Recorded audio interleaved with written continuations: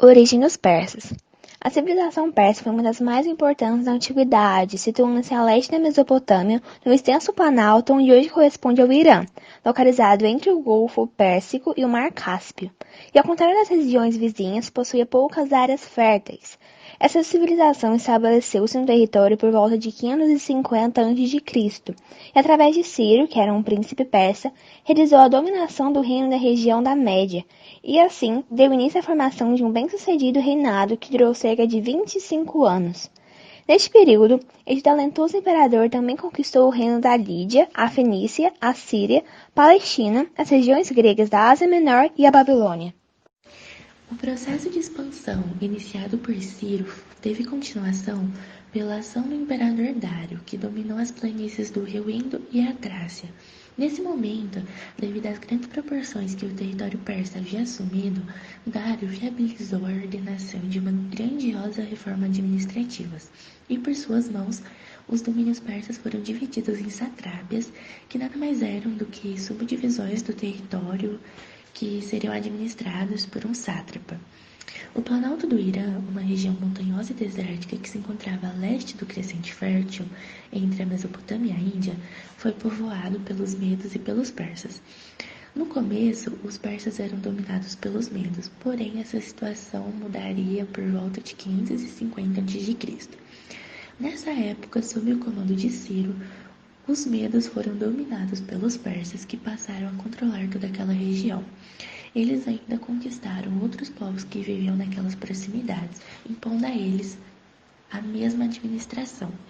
Eles acabaram construindo um vasto império e o seu território compreende a Ásia Menor, a Mesopotâmia e uma parte da Ásia Central.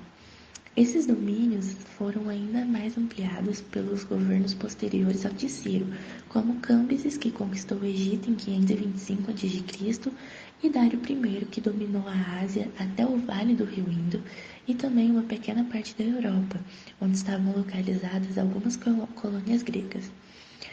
Dário, e depois o seu sucessor, que era Xerxes, eu acho que é assim que fala, tentaram conquistar ainda a região da atual Grécia, mas eles fracassaram. E em 330 a.C., o Império Persa foi conquistado por Alexandre Magno, ou Alexandre o Grande, como é mais conhecido, da Macedônia. Economia persa. Dário I, rei de Persa, incentivou o comércio e a agricultura, levando o Império Persa ao auge. Um novo modelo monetário foi estabelecido no Império e ficou conhecido como dárico, moeda em ouro e prata de peso estável com a imagem do rei. Com isso, o comércio se desenvolveu consideravelmente. E através dos conflitos entre as tribos pastoras e agricultoras, deu origem ao Império Persa. A massa popular, constituída pelos agricultores, pastores e artesãos, poderia ser recrutada para a guerra. Por isso, ocupava uma posição social acima dos escravos. Para garantir mais riqueza e desenvolvimento, o imperador Ciro da Pérsia quis iniciar a expansão daquela região. Em pouco tempo, o exército de Ciro conquistou grandes áreas. Os imperadores que o sucederam, Cambises e Dário I, foram dando continuidade a tais políticas. As fronteiras passaram a ser ampliadas e, em determinado momento, o povo persa já estava próximo do Egito, na região do Vale do Rio Indo. De forma natural, várias rebeliões também acabaram surgindo nesse período, que tinham como objetivo separatistas e eram reações dos povos dominados. Para que o território tivesse unidade e os imperadores mantivessem o poder, Dário I acabou dividindo o Império Persa em províncias. E como a gente também pode ver, a imagem atrás do slide é uma imagem meramente ilustrativa. Por quê? Porque é uma moeda dos Estados Unidos e não do Império Persa. A sua religião era o zoroastrismo ou mazeísmo, que se concretizou na região durante o Império Persa, até a invasão e a dominação pelos árabes muçulmanos. Essa religião pregava os ideais de pureza e igualdade, com uma interpretação dualista do mundo, dividindo entre as forças do bem e do mal. Esses ensinamentos afirmavam a existência de um Deus supremo que havia criado dois outros seres poderosos, que dividiam a sua própria natureza, e eles eram o Oromazes, que seria a fonte de todo bem, e Arimã, a origem do mal. Assim, aos homens cabiam cultuar o Oromazes, já que ele era o rei da luz e do reino espiritual. Isso fez com que o seu culto se tornasse necessário, já que Arimã tinha criado uma série de feras, plantas e répteis venenosos. Os dois deuses viviam em constante conflito, e a supremacia do bem necessitava do apoio de Orosmades. Esses conflitos entre o bem e o mal seriam constantes, até o momento em que os adeptos do bem seriam vitoriosos, condenando Arimã e os que seguiam as trevas eternas. Essa doutrina compreendia dessa forma uma espécie de vida após a morte, onde os justos encontrariam a recompensa em um paraíso e os demais seriam castigados a viver em uma espécie de inferno.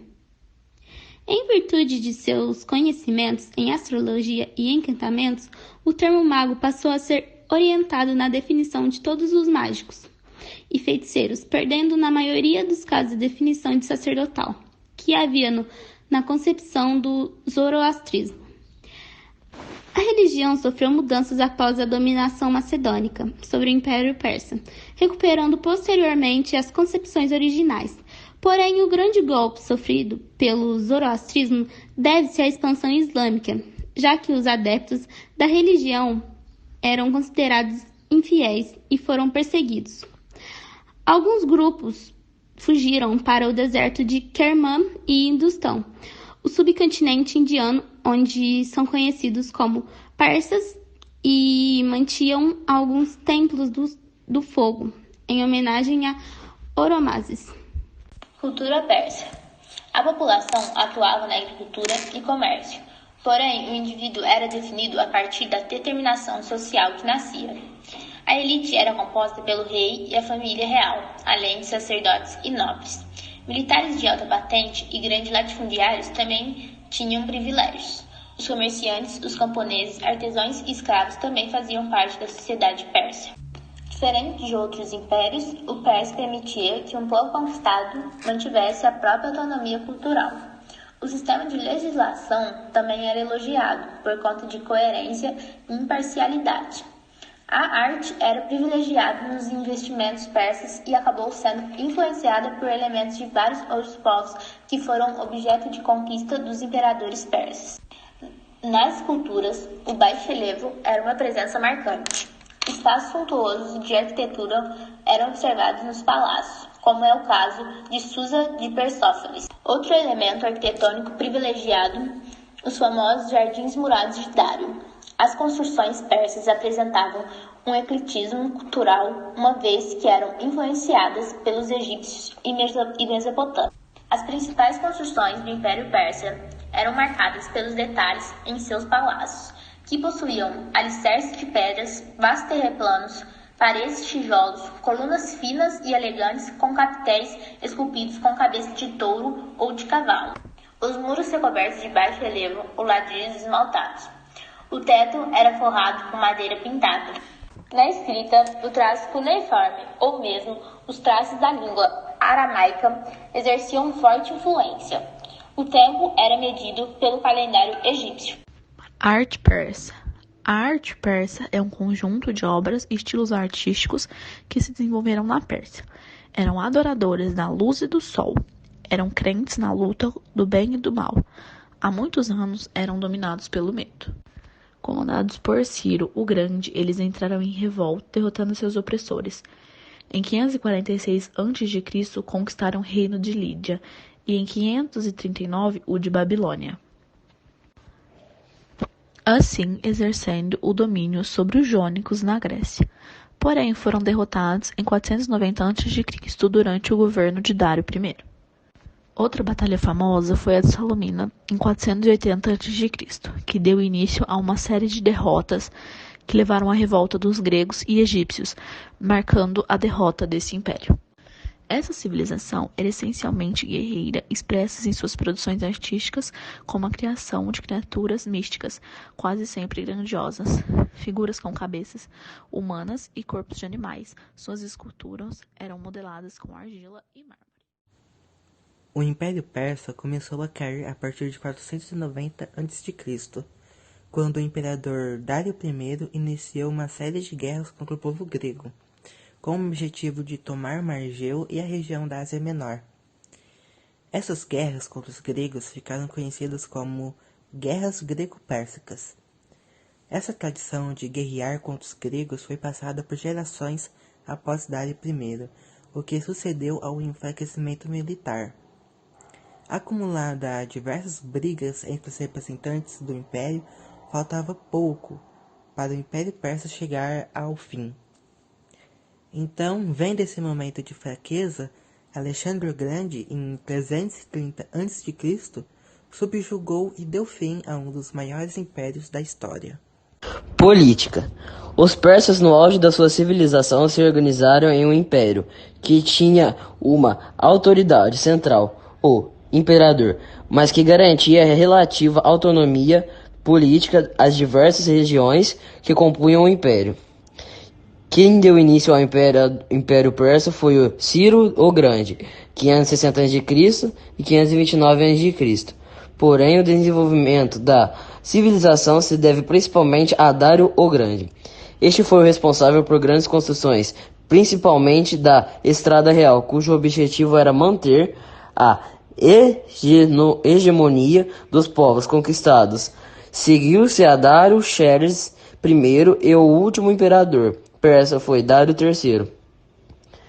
Era preciso organizar a população que havia sido conquistada, assim a reforma administrativa realista no governo de Dário deu origem às sátrapas, províncias governadas pelos saíripas. Os saíripas eram um líder local que respondia ao imperador e que era responsável pela educação das leis e cobrança dos impostos, a depender das relações entre o povo daquele tempo, daquela região e do império, podiam exercer livremente a sua religião e manter seus hábitos culturais, podendo até mesmo ser o saíripa escolhido dentre